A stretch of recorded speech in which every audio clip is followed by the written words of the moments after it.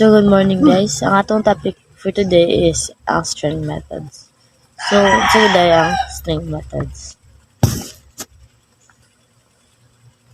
So, ang string methods guys, isa siya ka built-in function na mauntabang methods mo para mas mapadali imong pag-coding. Like, isa siya sa mga ginagamit sa Python, Java, or other languages na need mo mag-codes. Then, ang mga string is like, lang siya, kaning tabang siya sa imo para di nakama langay sa imo code. Okay. So, string methods, case conversion. Naadri ang upper, lower, capitalize, and title. So, siya guys, mga ginagamit niya siya para ganina sa akong ginyo mas papadali imong coding. So, kaning upper guys is siyempre given naman kayo. Like upper is 4, marag ka lang up mo siya, then lower ang capitalize po, like nakay gusto nga ipa-capitalize bitaw nga words, then i-code mo siya dito guys para pag interkey mo siya guys is moderate siya dahil siya og capitalize. String methods, jamming and replacing. So, clean extra space with string and replace text easily using replace. These are useful when cleaning up input or file data. So, kani pong si strip o si replace guys is ginagamit niya siya pang clean. Like, given naman kayo sa atong kuano nga pang clean siya nga kani pud si replace, like nakay gusto nga words nga need bitaw ay gusto nimo ipa-alistan mo na butangan imong kanan og replace. So para ma-replace siya is maghatag kag argument niya para tahay sa words nga string. Si I gusto nimo replace into E or into O. Diba? So, ang I, butangan na naman siya og kaning ang code niya na is butangan na naman siya og replace, so para mas madali imong codes, like mo automatic na din siya sa Python, automatic na din siya og replace. So, string method searching using split to break text and join to reassemble it. Find parts of string which find and count text with count. So, napod rin para ganina lahat po tong replace, lahat po split o si join. So, si split is sa, diba, kinakasagaran ng split is makita na to siya sa kanang edit ang video para diba, ma-break na to siya or to siya tungo na to siya sa lain-lain yung part. So, sa coding po, na-upload siya, which is, mag-break po gyapon siya sa text nga imong gusto i-buwag.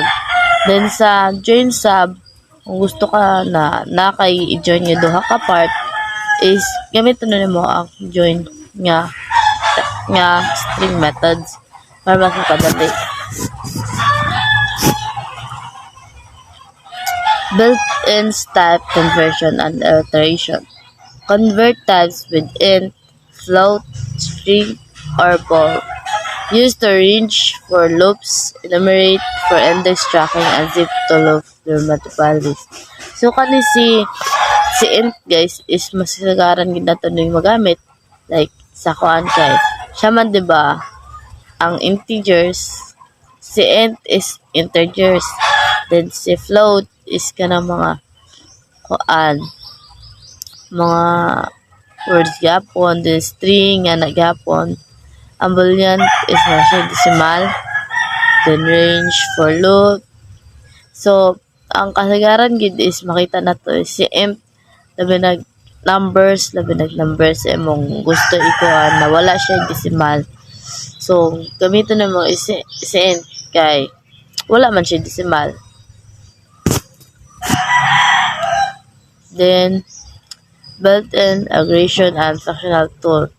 Python has powerful built-in tools to help you quickly analyze and transform data. For example, len tells you how many items are in list or string. Sum, large or smallest value. These are perfect for getting basic statistics without writing exact code.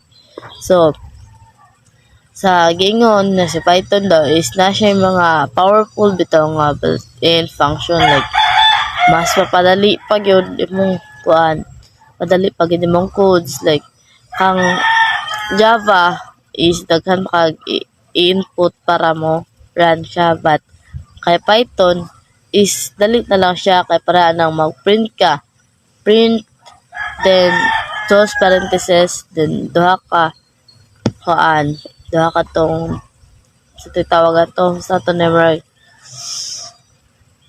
na duha ka line sa taas tapos pag kuan na siya guys ibutang na nimo tong imong kuan tayo mag-print kay hello world. So ang hello world guys dali ra ka siya mag-print kay na naman to murag diretso na siya. While the Java man good is kailangan pa nimo kuan mag-import og scanner then magbutang pa kag class name public static void main yan na. But kay Python is mas dali na lang kay siya kay ikaw ra ka mag-print ikaw ra ka mag-run. So print then run so magawas na din iyang result. So the map function applies the same change to every item in a list like converting string to numbers or trimming white space with filter. So you can pick only items made a certain condition such as selecting all even numbers or value. This so diri pod sila in, sila kuan, split, sila replace.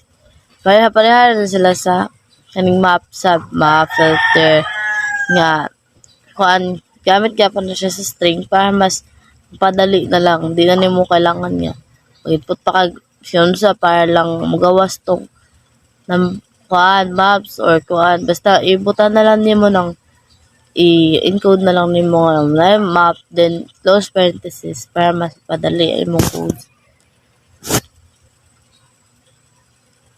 So built-in miscellaneous function Python versus Java. So in Python function like abs, scan and round help you easily handle numbers as returned to be the absolute value while round lets you around float whole numbers or specific number of decimal.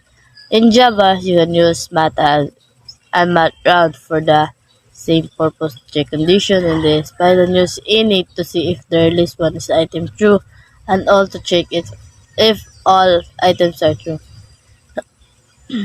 So, kay Python daw guys is abs or abs then close parenthesis then siya guys para makita nimo ang absolute value or returns nimo siya sa absolute value while si round pod kanin nag-handle po siya sa floats or whole number, specific number or decimal.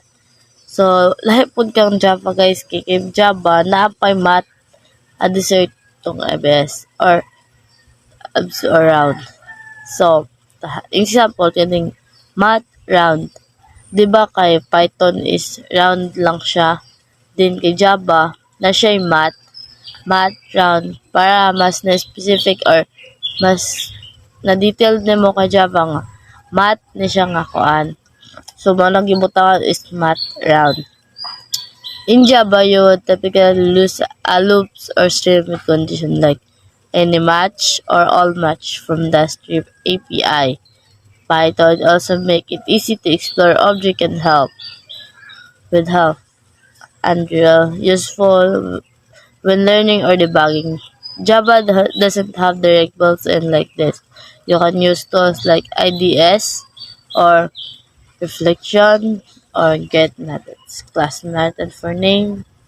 So si Java daw is wala siya built-in kay yani pero like napoy wala daw built-in kay Java but essentially napoy mga gamit na nagit kay Java guys. Pero meron siya different siya kay Python kay si Java is ano siya daghan pa kay kag batonon para mas clear nimo sa iya nga mao ni ang dapat buhaton sa imong codes. Mao ni ang result and lahi ra siya kang Python nga si Python igo na lang ka print ra guys kay naghatag naman kang mga string methods. So ang string methods is dali na siya kung biskan pag di na ka magbutang dra og string tapos di na ka magbutang dra integers kay Python mo diretsa na siya guys og kuan kay automatic man siya guys, static man si Java then dynamic man si Python. So basic modules and classes.